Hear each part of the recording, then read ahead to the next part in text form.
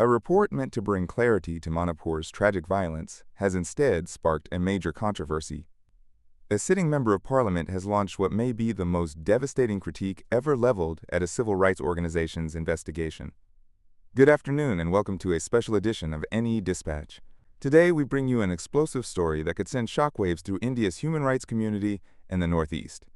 Lok Sabha MP Dr. Bimol Akoijam, representing Inner Manipur constituency, has posted a blistering critique of the People's Union for Civil Liberties' recent report on the Manipur violence.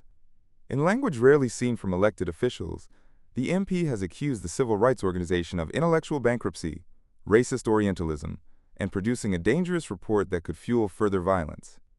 To understand the gravity of these allegations, let's first recap the context. The ethnic violence that erupted in Manipur in May 2023 between the Meetei and Kuki communities has claimed over 250 lives and displaced tens of thousands. The People's Union for Civil Liberties, a respected human rights organization, sent a fact-finding team to investigate the violence. The PUCL team included former Supreme Court and High Court judges, senior advocates, and civil rights activists. Their report, running into hundreds of pages, was meant to provide an independent, authoritative account of the violence. Instead, it has become the subject of one of the most pointed criticisms ever directed at a civil rights investigation in India. MP Bimol Akoijam himself is no ordinary politician. A former professor of political science at Jawaharlal Nehru University, he's known for his academic rigor and articulate critiques of policy issues affecting the Northeast. The MP began his critique with a phrase in Manipuri that roughly translates to, "Had been feeling unwell, it was like given to me to read while resting." He wrote, "But reading the report leaves me with a deep sense of anguish and disappointment that a group of people comprising former jurists, including those who had served the highest court in this country and reputed scholars and civil liberty advocates, could make such an irresponsible and dangerous blunder." He didn't stop there. The MP accused the authors of having an inescapable partisan orientation that adds fuel to an unprecedented human tragedy. But perhaps most damaging was his allegation of what he called a hangover of racist Orientalism. These are serious charges.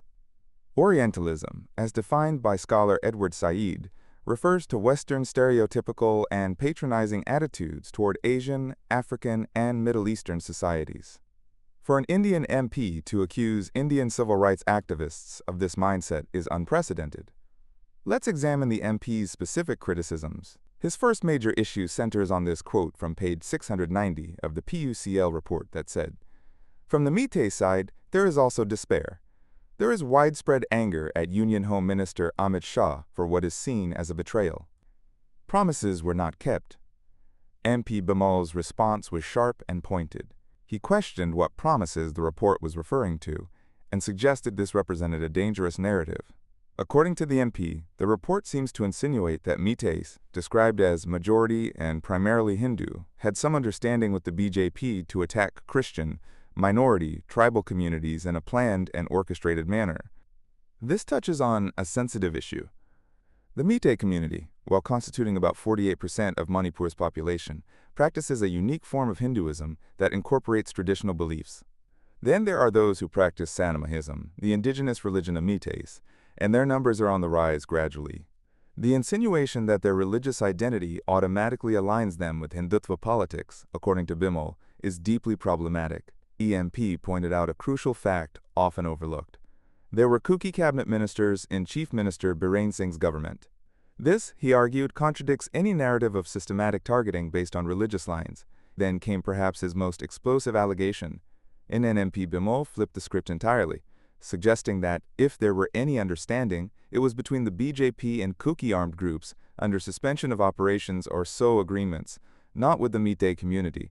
Suspension of operations or SO agreements are ceasefire arrangements between the government and insurgent groups. Several Kuki armed groups have such agreements with both the state and central governments. EMP made a serious allegation that the BJP had an understanding with these Kuki armed groups to help win elections, with a promise that once victorious, the party would address their demand for separate administration. He claimed the government transferred money running into crores of rupees to these groups before the election, questioning the timing and manner of these transfers.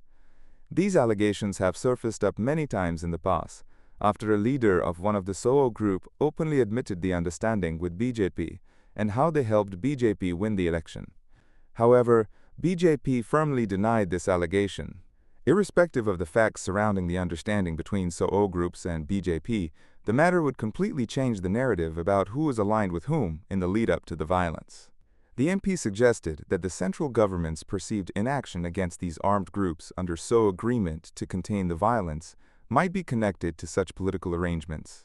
EMP's second major criticism focused on this recommendation from the PUCL report that said, "True dialogue must include all SOO groups if it is to have legitimacy on the Kuki side."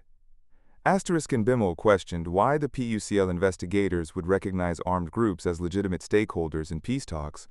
This is a complex issue because these groups, while under ceasefire agreements, remain armed organizations outside the formal democratic process. GMP pointed out what he saw as a double standard. The report scrutinized relationships between political parties and Meetei groups, but seemed to give a pass to similar relationships on the Kuki side. He asked why investigators didn't look into connections between political parties and these armed groups with the same rigor. This raises important questions about how peace processes should work. Should armed groups that haven't fully integrated into democratic processes be given equal standing in peace negotiations? Different conflict resolution experts would have varying views on this. Perhaps the most factually correct part of the MP's critique concerned the sequence of events. The PUCL report stated, "Mobs rampaged through Kuki settlements in Imphal and nearby areas. In Churachandpur and Kangpokpi, retaliatory violence emerged against Meetei homes and properties." The word retaliatory is crucial here. It implies that violence in Churachandpur and Kangpokpi was a response to earlier violence in Imphal. But MP Bimol challenged this sequence entirely. GMP said, "The report's own victim depositions show that Meetei houses were burned in Churachandpur and border areas with Bishnupur district, much before the violence erupted in the evening in Imphal." And Bimol specifically called for non-Manipuri journalists who covered the event to corroborate these claims. NDHEMP accused the report of contradictory and counterfactual narrative, while simultaneously claiming to move beyond victim and perpetrator roles. He called this sheer hypocrisy. Fourth, and perhaps most disturbing criticism, concerned the report's use of graphic imagery. And Bimol said, the PUCL report included 17 photographs of deceased Kuki victims, including images of a decapitated victim shown twice, while completely excluding photographs of Meetei victims. The MP saw this as revealing the underlying orientation of the PUCL team. His criticism went deeper into academic territory. The MP drew parallels to Western media practices, arguing this represented what post-colonial scholars call racist Orientalism. The MP's argument is based on well-documented media studies research. Western news outlets typically show restraint when displaying bodies of American or European victims, but are more willing to show graphic images from Africa, Asia, and other regions. Scholars have indeed criticized this as a form of Orientalism, treating non-Western lives as less deserving of dignity in death. And Bimol's most pointed accusation was that the Northeast has been the other, whose dead bodies can be displayed without any compunction, albeit Indian scholars would condemn the Westerners when they do similar things to them. This suggests he sees the PUCL authors as applying the same problematic standards that Indian intellectuals typically criticize when used by Western media against Indians. How do investigators ensure neutrality when documenting communal violence? Can the choice of imagery, language, and narrative sequence inadvertently perpetuate conflict? Research on conflict documentation shows that how violence is reported can indeed influence public perception and even future violence.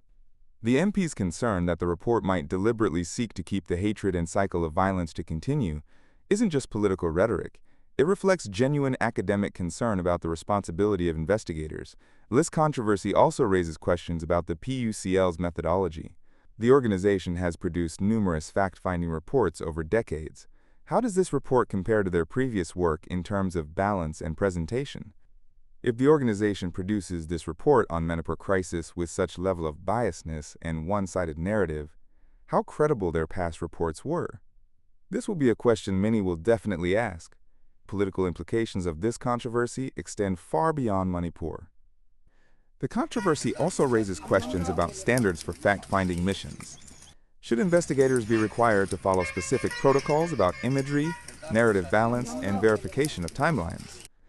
Who holds human rights organizations accountable for their methodologies? By being independent, can they do everything they want and shape the narrative and public perception of the crisis and guide it to whichever direction they want?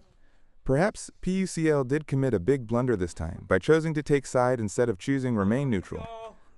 Despite the severity of his criticisms, MP Bimol Akoijam took a measured approach to remedies. He explicitly stated he would not file a criminal case against the report's authors, saying, quote, "But no, I shall not file an FIR against the authors of this report." Instead, he promised to call them out in detail later and demanded that PUCL demonstrate fortitude and self-respect and tender an unconditional apology to the people of this country and immediately withdraw the report. This approach, public critique followed by calls for voluntary correction rather than legal action, reflects a preference for academic and civil society discourse over judicial intervention. This controversy also highlights ongoing tensions about how the Northeast is perceived and reported in national discourse. The region has long complained about being misunderstood or misrepresented by mainland Indian media and intellectuals.